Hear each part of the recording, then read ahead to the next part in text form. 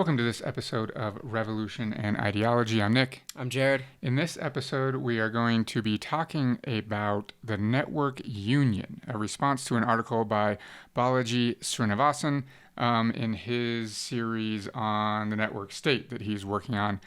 This is really part of a series that I'm calling Cyber Anarchism, related to my personal research into the ways in which modern technology could potentially challenge the state as we know it.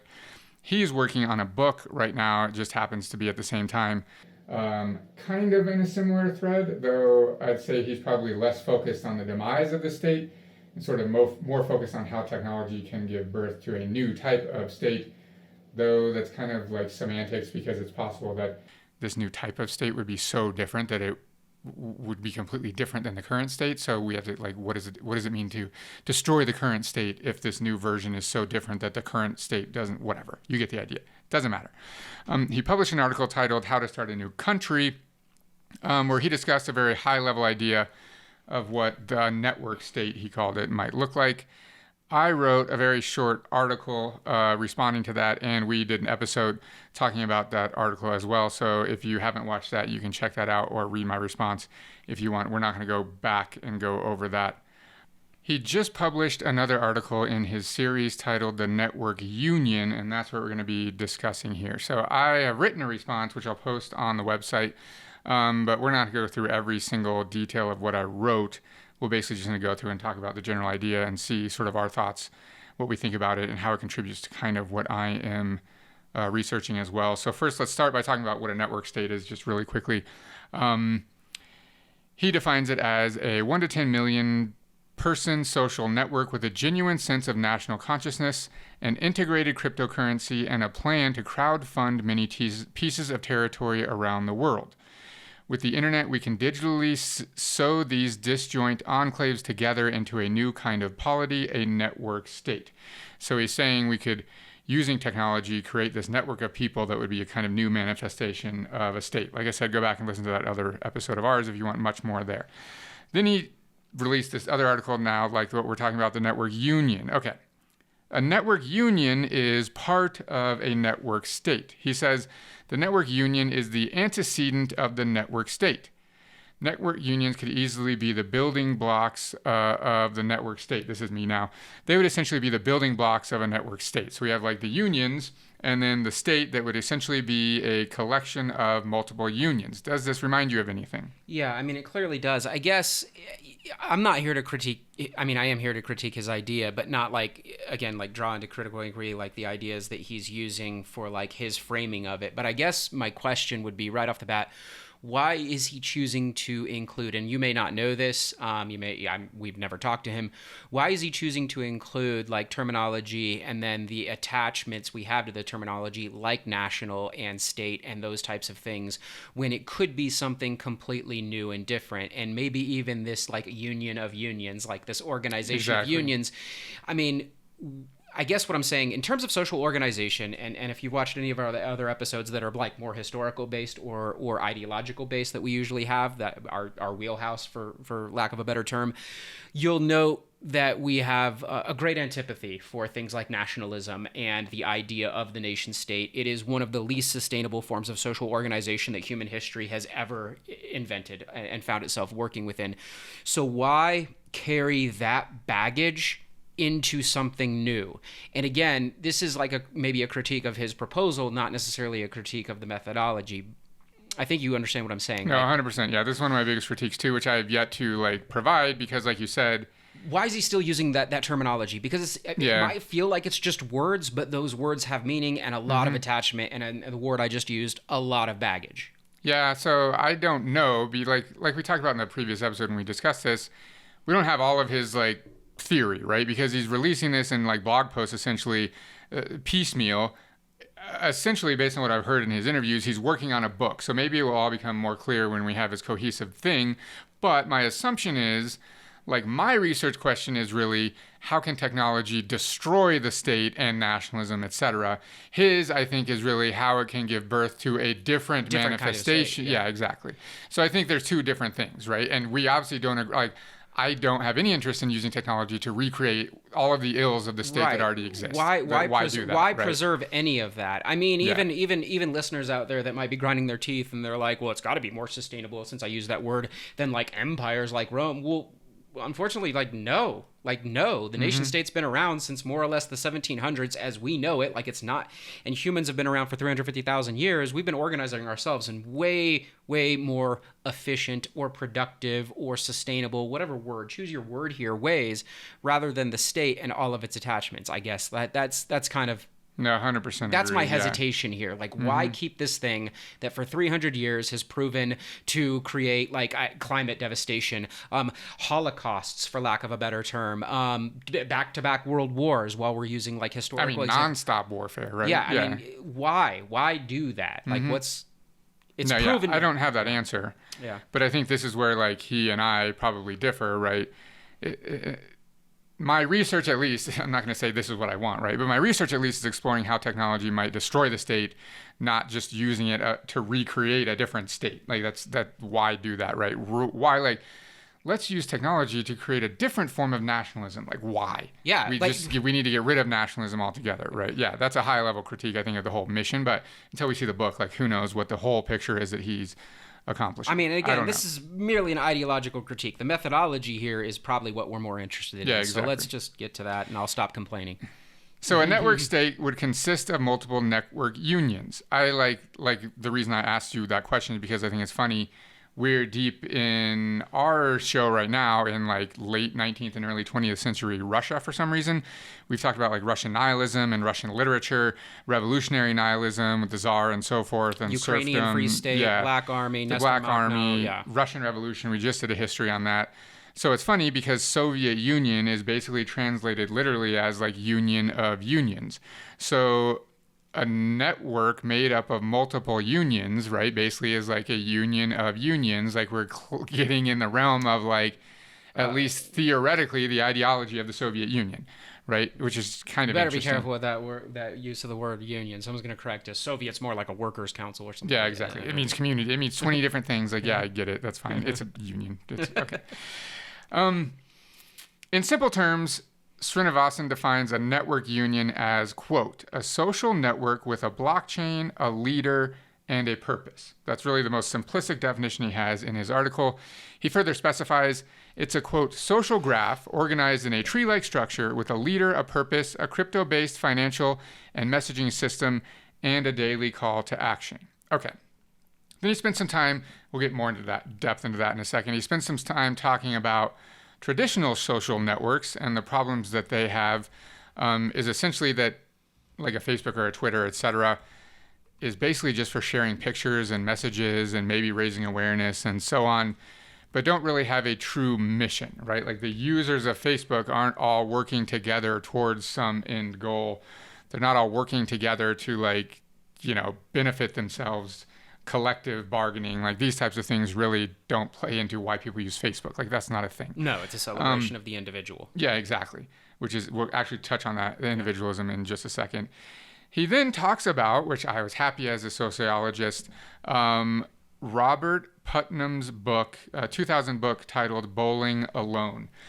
This is a really famous work of sociology, published in 2000, like I said, that kind of chronicles the disintegration of social community in the United States and how this gives birth to sort of a perverted sense of individualism in America. It's one of the most popular like works of sociology so far in the 21st century. So it's interesting. I like hearing him talk about that. And he basically comes up with a term like, I think his goal is really, yes, we are in this position, as Putnam describes in his book, where these social communities really don't exist anymore. And the example that Robert Putnam uses, in addition to many others, is that people no longer are part of like bowling leagues, right? They're just not really a thing as much as it used to be. And like religious organizations and unions and veterans organizations and so forth. All of these things that really used to be tightly knit social communities, 20 years ago, 40 years ago, so forth, right? We've seen this huge decline basically since World War II. And so I think what Srinivasan is arguing is that he uses this term bowling alone but posting together, right? So that in social networks now, we don't have tightly knit social communities in the real world, nor do we have tightly knit social communities in the virtual world, right? We're kind of bowling alone but posting together. That's what we're doing. We don't have friends and communities, really face-to-face interactions. And obviously that's not to say that like no one does that, right? You never see your friends, but it's not nearly as much, which was Putnam's main thesis, as it was, in the middle and late, really 20th century.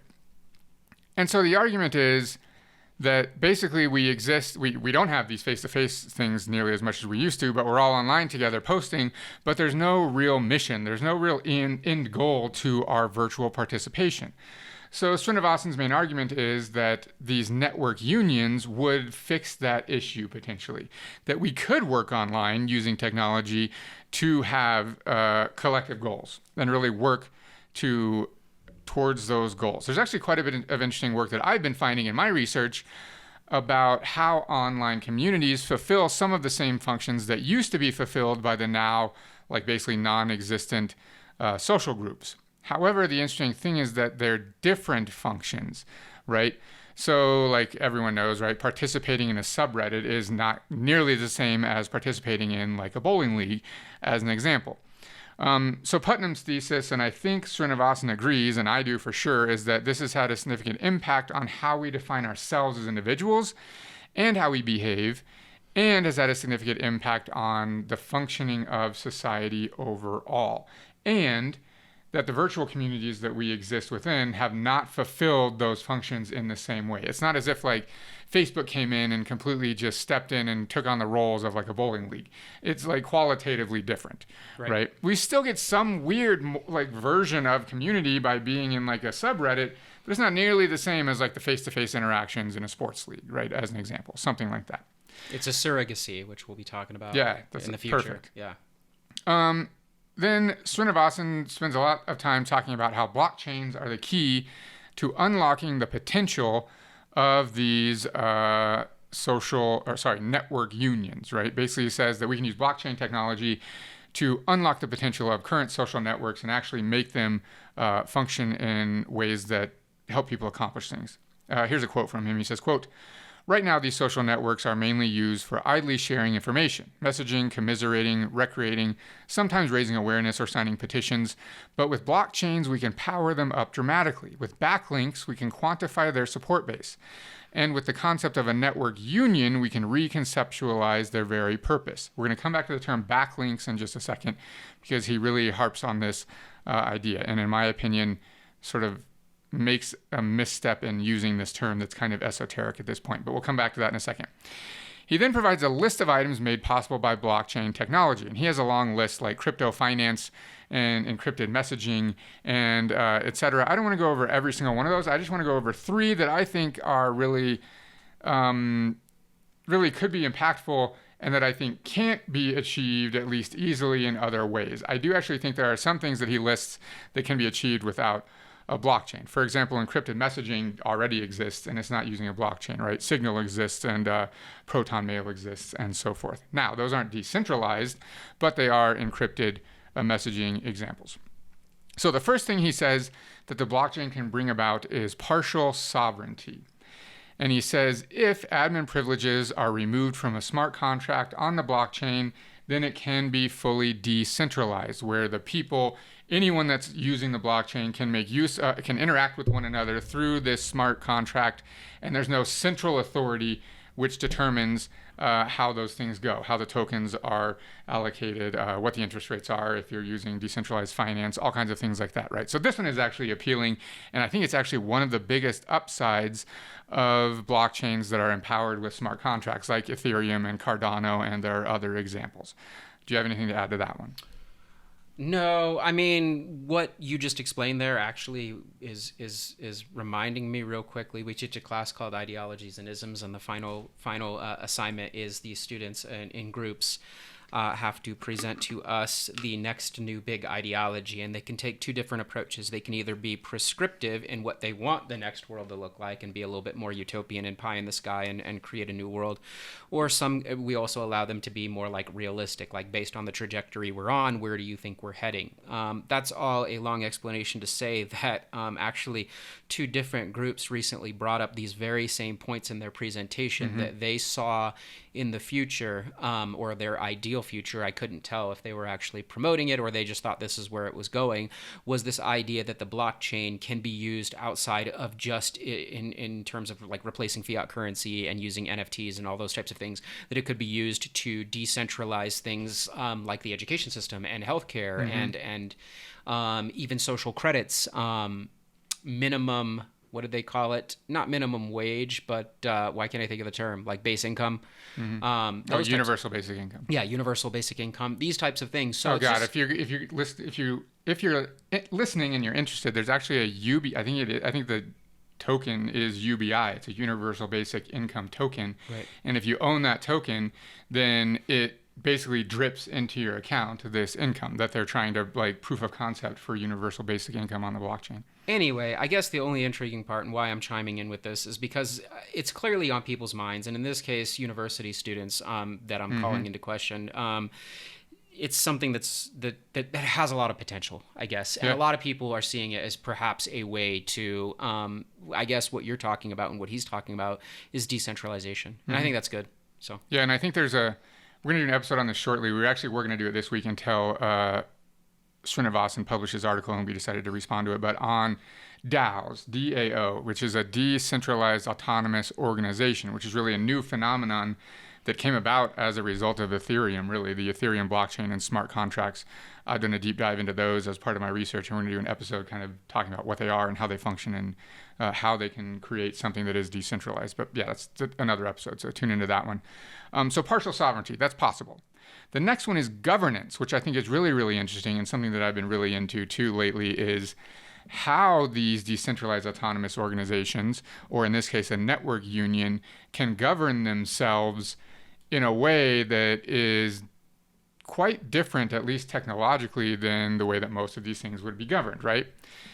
Either you have like this monolithic hierarchy where there's one person at the top and they govern everything and no one gets a say, or maybe the board of directors as an example, or you have kind of a fully decentralized organization where everyone gets one vote and, right, like one person equals one vote and so forth, and it's like a true democracy, right? That's kind of the ideal, but if you've ever been in any kind of situation where you've tried to achieve unanimity on a topic where every person has one vote, it's a disaster. There's no denying that it's an absolute disaster. If you require absolute unanimous decision, you're going to be there for a very long time, and it usually never works. That's not to say it's impossible, and there are other mechanisms that can be used to help this come along, but governance as far as... it's worked in the past. We've had episodes on it, but yeah, I get what you're saying. Right. I get what you're saying. Today it wouldn't, Yeah, no, we did it, right? We did it in our class. In one of our classes, we ran an experiment where the students got to vote on the assignments that they did in the semester, and they literally could not come to a decision in, how long was that class? An hour and 45 minutes or something?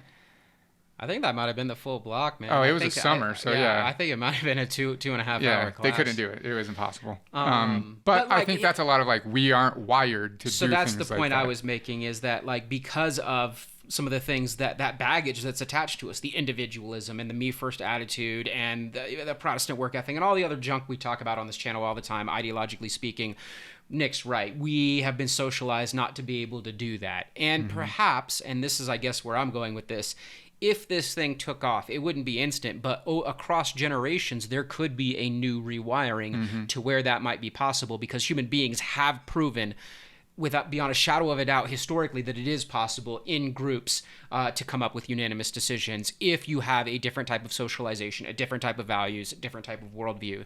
Right. So it's possible.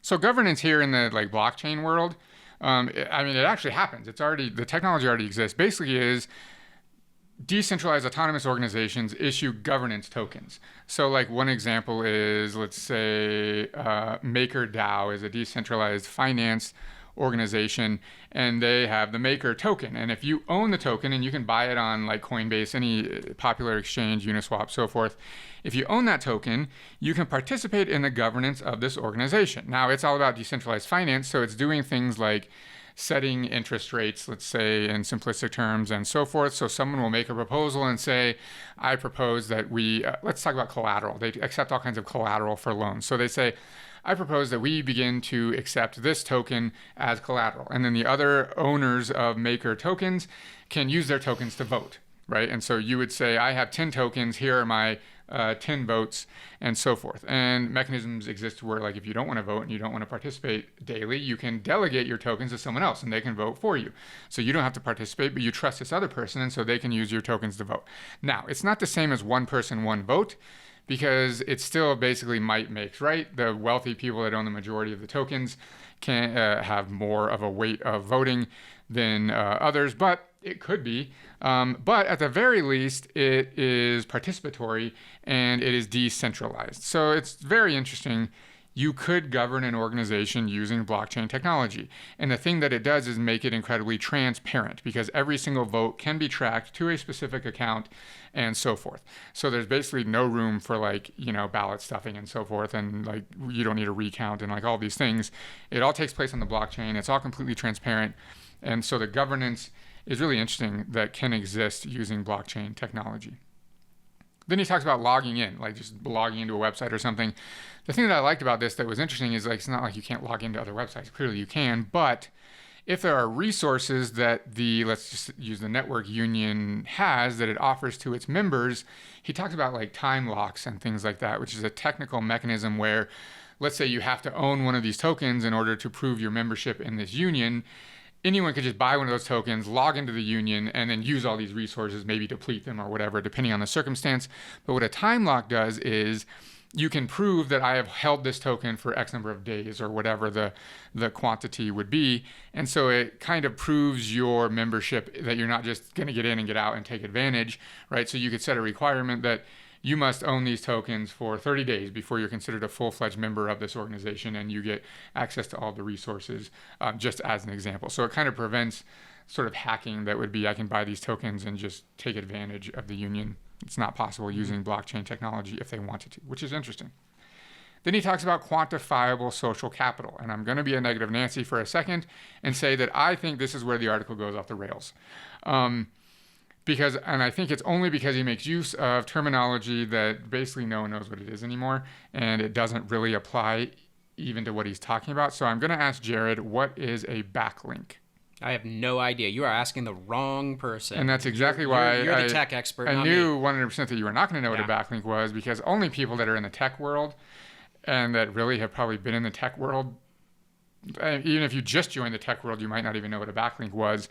It was first made popular in the era of search engines. So like when Alta Vista and Ask Jeeves and Yahoo and Google was first getting started. I totally forgot Ask Jeeves even existed. Backlink was a really popular term. So this is what a backlink is for our uninitiated listeners. Our channel has a website. It's revolutionandideology.com, right? It's simple. If someone on their website links to our website, that is a backlink. So that would be one backlink for revolutionandideology.com. So they could say, maybe they're reading this article and they say, I want to comment on this article, and they write an article on their own website, like Nick and Jared are idiots, with a link to our website. That would be one backlink for our website. Oh, it makes sense. Yeah. I mean, I guess I should have predicted that. So in the theory of like search engines, sites that have greater backlinks rank higher in the search engine. Because in theory, like, people are interacting with them more, right? Okay. So that's how, in theory, like sites like Wikipedia, etc., rank higher in the search engines. In theory, those websites are more valuable because more people are linking to those. I mean, that's a good example. Like, you research anything at this point, and like, I mean, I'm a historian, you're a sociologist, and sometimes we need just like a quick date, name, whatever for our research. And yes, literally, if we just Google it, Wikipedia will be number one every time. So the backlink, it has a good backlink game. 100%. Although I must say, like, the algorithm that Google or any search engine uses now isn't solely based on backlinks. It was much more backlink heavy back in the day. Now it's like Wikipedia, regardless of how many backlinks it has that authority, right, in the search engine. Right. Like, Google has made the the decision to promote that above others, but that's fine. I mean, at least it's a pseudo-democratic platform, Exactly. which is good. Right? Which is exactly what Balaji gets into. However, if you didn't know what a backlink was, then the rest of this, the majority of this article makes zero sense to you. So he says, backlinks allow us to quantify a leader's support base. Now, I haven't taken this out of context. This is essentially how the article flows. He doesn't explain, first off, what a backlink is. He just says that one of the benefits of using a blockchain in this context, a network union, is that we could quantify social support. And then he goes into backlinks allow us to quantify a leader's support base. In my opinion, there is so much explanation that is missed in like that. That's a big jump that we haven't got the information to really make sense of in this article, because my question is how? And I think as a result, the metaphor of the backlink really loses all meaning, because it doesn't really apply, because we have no idea how a backlink would work in this context. Yes, I know if someone links to my website, that's a backlink. Yes, I know a search engine will rate my website higher if I have more backlinks, but making the jump of this will allow us to quantify a leader's support base is a big jump. And without some explanation in that gap, it really doesn't make sense. To me, it sounds almost like too arbitrary a way to judge like social support in this case. Mm-hmm. And it's, I don't know. I guess. And the problem is he's not using it in the search engine case, right? And like the website case, he's saying... He used the word leader. That's the first word that turns me off, right? But in our network union, right, we could somehow measure connections between people. He's calling those backlinks. That's where I think he's gone wrong, because it doesn't really make sense. However, to his credit, he kind of seems to admit this in a footnote on the article. I think it's the first footnote, maybe, I don't remember. He says that this is what a backlink means, basically. It's kind of this esoteric term in search engine like theory. It's not really perfect, but he says, quote, still the term backlink is evocative, which is why we use it. And so I read that sentence and was like, so you're admitting this makes no sense, but it's evocative and that's why we use it. And then it immediately reminded me of Will Ferrell in Blades of Glory when he's like, no one knows what it means, but it's provocative. Like, no one knows what backlink means anymore. No one knows what that means unless you're really initiated into the tech world. But we're just going to use it because it sounds evocative. I mean, I'm curious about the social capital part of this. Okay, so I have more on that. So put a pin in that for a second. All right, I want to come back to that because yes, it's we're not pissing done. me off right now. Okay. Yeah, I know. I knew that it would. So we have more. I'm too predictable, man. So basically he's saying like, blockchain technology could be used to quantify someone's social capital. If he had just said that, I'm totally on board. I don't need more convincing. Like, yes, you could use blockchain technology to quantify people's social capital in a social network. That's 100% possible. Taking the digression, I think, to try to apply this backlink metaphor in a way that's like really sloppy, he loses me there and it doesn't make a lot of sense. So, yes, blockchains can be used to quantify social capital. On board with that, got it. The backlink thing, I just like, Balaji, if you're somehow listening to this, I don't know how because you're wasting your time, but if this somehow gets to you, please abandon the backlink terminology in your book, because unless you're really, really into the tech world, you're not even gonna know what that means. And if you aren't in the tech world, like I know what a backlink is, it does not make sense in the context that you're trying to use it. So that's one of my critiques, and it's a minor one, but it just doesn't. So now let's get into his point, really, is that how we would do this. And he talks about social graphs and social trees. So first off, what is a social graph? And this is just straight from Wikipedia. Quote, the social graph is a graph that represents social relations between entities. In short, it is a model or representation of a social network. And if you're watching this on YouTube, you're seeing a picture of a social graph right now. And if you're not, I don't know why you're not. You should be. Just kidding. We love our podcast listeners. But if you want to see a picture of this, you can go to the website. And I've posted a picture of a social graph. And it's basically just... in this case, people are represented kind of by dots. They can be whatever, diamonds or whatever. And then the lines between them represent connections. And the people are called nodes, the dots, and the lines are called edges. So it really is a way to visualize how many people are connected to other people. You've seen a social graph before. You just probably never heard it called that. So that's a social graph. And it's not hierarchical is important. It's really just like a mashup of dots and lines, right?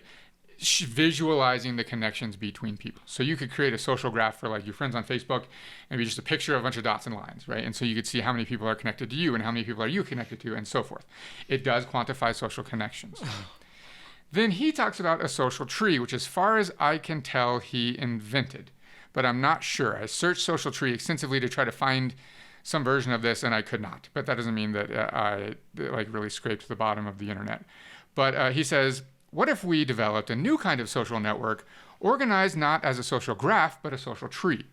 Organized like a company hierarchy, but at the scale of a city or state. So like I said, as far as I can tell, he invented this term, which is fine. Basically, a social tree is a social graph, but represented in a hierarchical fashion to discuss who has the most social capital. And in this case, in this context, what he's writing about, who should be the leader of the network union. So I again have a picture. I've taken the same social graph from my first, what we were just talking about, and represented it in a hierarchical function. So the person with the most connections is at the top. Okay, fine. Now we're ready for Jared's critique that I know he is ready to give us. The anarcho-primitivist in me is so triggered right now. I'm not really one, as you can see. I have a laptop and whatnot. Not necessarily wearing like a loincloth, but okay. So right off the bat, first and foremost, like leadership of any kind, any sort of hierarchy, again. But here's the thing. He's not lying. He's not being deceptive. He does see, like, and we talked about this at the beginning of this episode, like he does see like kind of a national state-based structure. So he's actually not like deceiving anybody by discussing any sort of hierarchy and positions of leadership. But for me personally, the minute like you go there, we're done. We're done having this conversation. So you can't, it's one of those ideals where you're seeking to create something a little bit more horizontal in terms of maybe whatever it is. In the case of the blockchain, again, we talked about it could be currency, could be social capital. You're trying to create something a little bit more horizontal, but then immediately undermining it by still looking to hierarchy for guidance, right? Like this basic, super cliche pyramid model that has been around for, again, at this point, thousands of years. You're not really doing anything. You're basically taking the problems of the material and moving them to the virtual, in my opinion. That's the first problem. The second problem, social capital, I can't even critique it as good as Black Mirror already has, the show Black Mirror, in the episode specifically called Nosedive. It's reminiscent of the horrors of the Sesame credit that I see going on in China. Google the Sesame credit or YouTube a video of it. I don't even know what word to say or word to describe this. Unethical, hollow, surrogacy. There's so many that just come to mind. I don't know. I'm so, I guess, triggered by that idea of using like the virtual, whether it is blockchain or whether it's going to be AI, which would be the other debate. That's not for this episode per se. This has nothing to do with AI, but whatever it is, whatever algorithms are being used to generate social capital is, I don't know. I guess I'm a humanist, so it would be anti-humanist. Turning individuals into social security numbers is embarrassing enough. Turning individuals to dots on a graph or a tree, even worse. Well, forget about the like visualization that I created for it, right? So let's give him, like, your critique is valid, and that's exactly what I thought when I first read it also, but let's try to give him the benefit of the doubt, because I know he's not trying to recreate, like, authoritarianism, right? Like, that's not his goal at all. I think what he's getting at here, in fact, I know what he's getting at here, is that because he has a long section in here about inheriting or earning your social capital, right? And he really does denigrate people that like inherit institutions and stuff. Like he's all about that, right? That's not an efficient way to select a leader. It never goes well, right? That's terrible. Right. And he even is critiquing like he specifically mentions Zuckerberg by name, that he created this company, and as a result of being the CEO of Facebook, he has incredible social capital, right? But there's these weird things where like he can tell all of the 50,000 employees or whatever of Facebook what to do, but he can't tell the millions of users of Facebook what to do, right? So all that to say, I think what he's getting at is that it would be a more just selection of the leaders than either inheriting or just because you started a company or because you were elected in like a fake election, etc. That in theory this could be a more just and fair way of a leader, because, and what I'll say to challenge your and my critiques is, isn't this really kind of using technology to indicate voluntary association here, right? Like we talk about all the time in our episodes on anarchist theory, the anarchists aren't about all hierarchy. They support, in certain situations, voluntary hierarchy, right? And we use the Spanish Civil War all the time as our example, is that it's not as if they were all just out willy-nilly fighting and shooting in the fields, right? That they realized in the moment that in a military circumstance, they needed someone to be a leader and to give orders, right? Just logistically, it was possible. Yeah, I just did the episode on Nestor Makhno, and that's fine. But I guess what I'm not seeing But let me finish. So they've, in the moment, volunteered to give leadership to a person. So what he's saying is, that's fine, but it's really sloppy if we're going to have 1 million people and like go around somehow with ballots of like, who do you volunteer to be the leader? Like, oh, well, I volunteer to follow this person in this case for this specific goal. He's just saying we could use blockchain technology to make that instantaneous and transparent. I won't disagree with the point you're making that yes, and even if we want to go back further than the anarchists and discuss like that primitivist comment I just made, yes, like indigenous peoples or hunter-gatherer societies would not always be horizontal. They would oscillate between horizontal and hierarchy depending on the specific material conditions at a time. Like on a hunt, yes, you're going to follow the guy that's the best hunter for that specific hunt. I guess what I'm seeing here as problematic is I don't envision, and maybe it's just because I'm not tech enough, a scenario in the virtual world that will ever require that is ever as dire as a battle situation, for example. Okay, so let's give the example that he's given, which I have later on.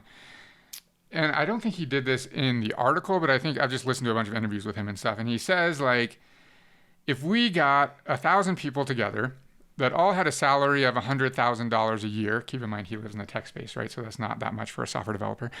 If we got 1,000 people together that all made $100,000 a year and they agreed that they were going to essentially negotiate together, what is that, $100 million of purchasing power that they would all have, that they could go to cities as an example and say, hey, Austin, Texas, we are all going to move there if you do X, Y, and Z for us, right? If you provide us with these benefits.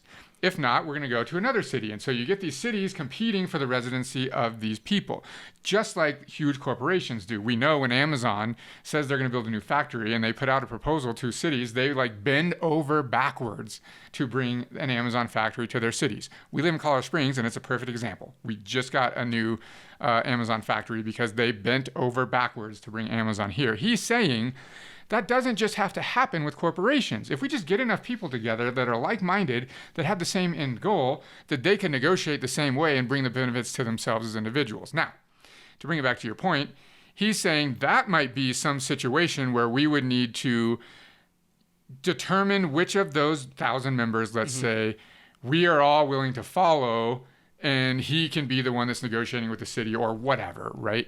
But like to expect us all to be able to do that in a way that's completely decentral, maybe that's not possible.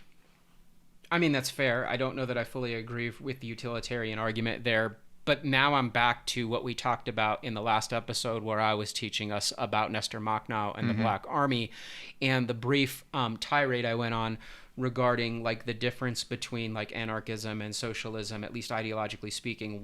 There's a handful of differences, but one of the most paramount is a revolutionary vanguard or intelligentsia. And I don't know that that type of prefiguration, even in the virtual, is going to end up ever like withering back away again. And maybe that's just my pessimism as a historian that has seen all of these wonderful new innovative ideas, whether they're in forms of government, whether they're in forms of transportation, whether they're in forms of energy usage. Like they're all going to quote unquote change the world, but they never do. I mean, again, like the tools are different now. We've advanced obviously in terms of technology. This hasn't advanced. So yes, every new advent, whether that advent is a government system or a tool like this computer in front of me, is still being used for the exact same thing it would have been used for thousands of years ago. Control, power, exploitation, etc. Again, the tools are different. In fact, they're more efficient at this than they used to be, right? Like a gun is more efficient than a spear.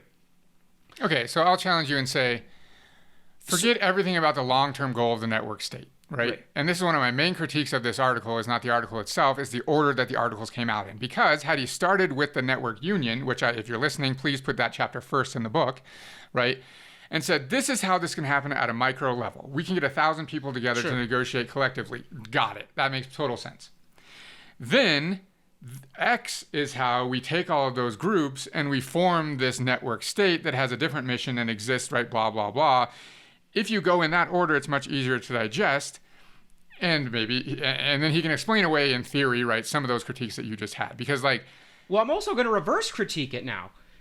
let's say I am a proponent of vanguardism. I'll switch from anarchism to socialism. If I am a proponent of vanguardism, we are now going to allow the quote-unquote unwashed masses to use social capital to decide who's going to be making choices for the rest of us. So based on the current conditions of society, and maybe I'm being way too simplistic and maybe derogating here, but let's pretend in a perfect world that Ninja, the streamer, and the Kardashians and Mark Zuckerberg are now making choices on my behalf because the unwashed masses like watching them on Twitch, or for Zuckerberg, whatever you watch him on or whatever. Like, you get what I'm saying? Probably Facebook or CNN. Whatever.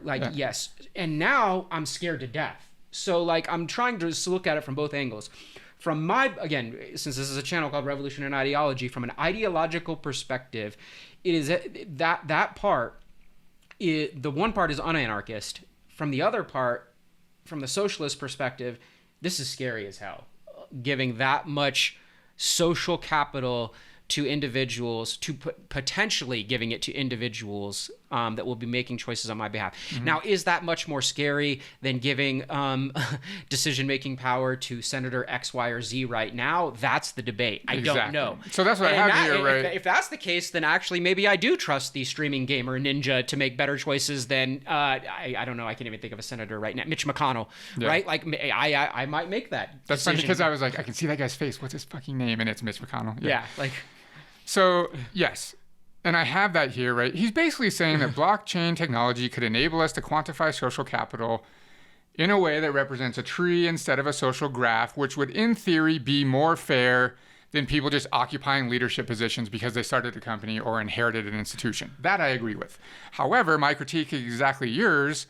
Let's say I make a social tree out of my Facebook followers. I don't know who has the most social capital in all of my friends, but I guarantee you they probably have no business leading anything that I want to be involved in, right? So there's a lot of work to be done here to establish the difference between a leader and an influencer, because those are two very different things. Like you said, I don't know if I want Ninja leading my network union. Maybe I do, depending on what the goal of that union is. But if it's to, collectively negotiate our well-being. I don't know why I picked him out of a hat. I was just trying to think of like fine, a prominent... right? Or PewDiePie or like whoever, right? Pick someone, right? We have to definitely differentiate between who's a leader and who is an influencer.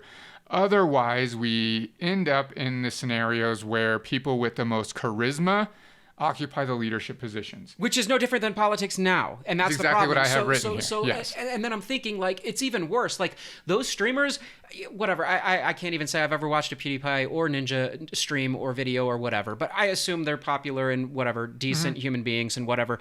But I've seen other critiques of some of these other influencers. Who is it? The alpha males. Like, but they're popular. They're popular on TikTok. Right? They're popular on YouTube. Yep. What are we going to do with that? Right. Like those alphas and this is how what do they teach people? How to be alpha, how to get women, how to do you really want that kind of toxicity, right? Like in your new union? And that's just one example off the top of my head that are like some of the most appalling. I'm sure there's worse, but yeah. Yeah.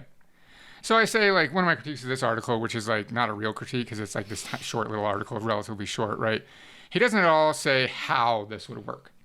He just says that this could work. So I have no disagreement really that this could work. It could work, but we have all of these like fears, right? It's horrifying if it's not done correctly. So there's a lot to be flushed out here of how it could work. But I do agree with the basic premise that it could essentially, in theory, it could be more fair than someone just starting a company and then having thousands of workers, or someone inheriting some institution and right, someone dies and overnight they're in charge of the lives of thousands and thousands of people. Like that is unfair, and we all agree on that, I think. I mean, I have way too much historical baggage to have that kind of optimism at this point. Yeah, in theory, whatever. Like, yeah, the Bolsheviks were supposed to make things more fair. I mean, in theory, right? Like the Federalists in the United States were supposed to make things more fair, but they didn't. You cannot deny that it was more fair than the Tsar. It was better than the Tsar, let's say. It was more technologically advanced and progressive in terms of like social capital and things. No, I absolutely will not let you sit here and look me in the face and say that life was not better. Neither of us are Russian historians. No, absolutely not. Neither of us are Russian historians. We don't know. You cannot tell me that life was better under the Tsar. Let's go into more of our wheelhouse. Do you think the post-war for independence, in terms of the the general yeoman farmer in the middle of the sticks in Georgia just trying to get by was more fair before the War for Independence or more fair after the War? Well, you know the answer to that because neither of us believe that the War for Independence was a liberatory movement. But that's my point. Like, because if you look at what those individuals No, but there was said, no social capital. It was a war.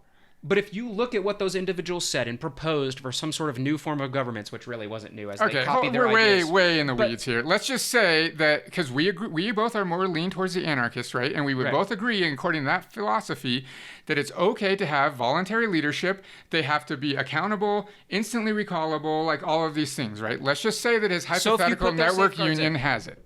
So if you let's assume, right? Fine. Okay. Then we don't have to go down the rabbit hole.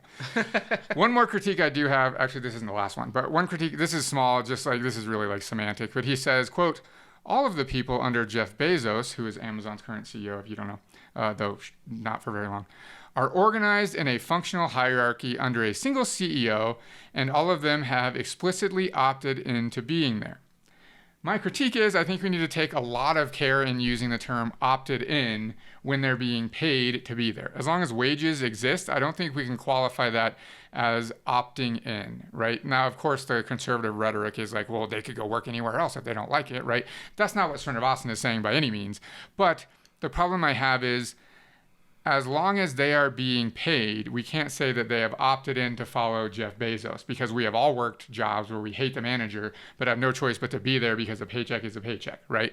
So the free market is not free in terms of labor, and it never has been. No, 100%. Please stop perpetuating that lie. Right. I'm not saying he's saying that because he's not using it in that context, but so many people do that there's a problem. But I do critique Srinivasan as just saying that they've opted into being there because we can't at this point construe being an employee of some organization as support for its CEO. Like, we're way removed from living in a society where we can make that jump. Like, that's just not a thing, which we just have to be careful on that. It's not a big point in his article, so it's not really consequential, but I just wanted to throw that out there, that I had a problem with that. Okay. Yeah, I mean, like I said earlier, my real critique is this coming before the network state article, because I think if he really, really solidified and tightened up what a network union was, it would lend itself to explaining how the network state could function. So these being out of order is like, we're digesting these as they come out on the blog, right? So he would have been much better served to do the network union one first instead of the network state one. And basically, in general, he says that we could take the traditional union model. He doesn't say this is what I'm saying because it makes it more easier to understand. We could take the traditional union model, which I think he probably steers clear of mentioning because he doesn't want it to be politically left or right. He wants to say neutral, but I'll say it. We could take the union model and we could empower that. Actually, no, that's a good way of framing it. He says we could take the social network and empower it with technology to make it function like an efficient union. I will say we can take the traditional union and empower it with certain technologies and bolster it with the operation of a social network to make it much more powerful than either of those two things would be individually. That is possible. How we avoid the landmines that are going to present themselves, we have to really flesh out those details, but at least at a high abstraction, theoretical level, like that is in theory possible. It's definitely technologically easy. Using the blockchain and other technologies, we can make that happen.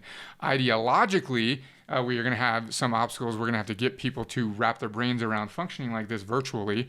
That is a huge obstacle. We'll have to work out how that can be done. But none of this is impossible. Though, like Jared has said and I've said, there are landmarks that we have to really avoid. The real question I have, and I want to give Jared credit here for framing it this way, when we were talking about the network state, after we turned off the cameras, we were still discussing, and he said, the real question is, how do we differentiate between a user and a citizen, right? You are a user of Facebook, but you're a citizen of the United States or China or wherever you live, right? China's probably not a good example, I guess, but you get the idea. How do we turn someone from a user in a regular social network to viewing themselves as a citizen of the network state? That's the way Jared phrased it, which I really like.